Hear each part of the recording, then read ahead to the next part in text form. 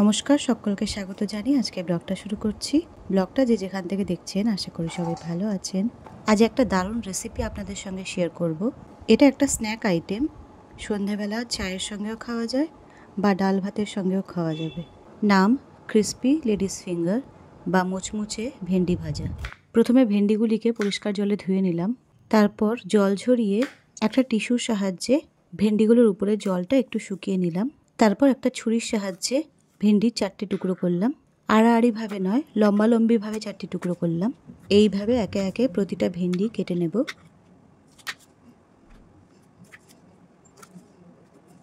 ভেন্ডিগুলো কাটার পরে দেখতে কিছুটা ফ্রেঞ্চ ফ্রাইয়ের মতো লাগবে। এবার এর মধ্যে 2 চামচের মতো বেসন দেব।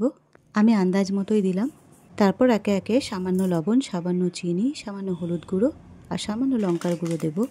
তার সঙ্গে দেব জিরের গুঁড়ো। সব কিছু হাত দিয়ে ভালোভাবে মিশিয়ে নেব। এরপর একটা কড়াই ধুয়ে গ্যাসে বসালাম। কড়াইয়ের জলটা টেনে গেলে তাতে তেল দিলাম। তেলটা ভালোভাবে গরম হলো কিনা বোঝার জন্য তার মধ্যে 1 টুকরো ভেন্ডি দিয়ে দিলাম। দেখলাম তেলটা বেশ ভালোই গরম হয়ে গেছে।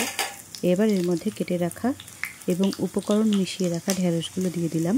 গরম তেলে বেশ মুচমুচে করে ভেজে তুলব এই ঢ্যাঁড়সগুলো।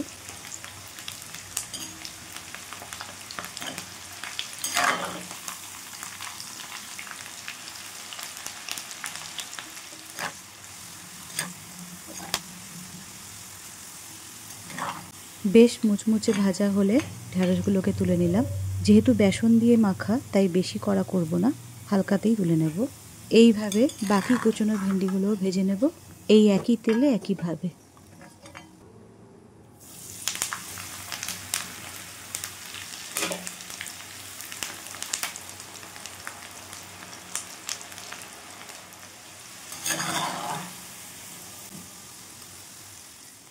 আমাদের মুচমুচে ভেন্ডি ভাজা তৈরি। এটি গরম ডাল ভাতের সঙ্গে যেমন ভালো লাগবে, তেমন চায়ের সঙ্গেও বেশ ভালো লাগবে। আবার শুধু স্ন্যাক হিসেবে খেতেও ভালো লাগবে।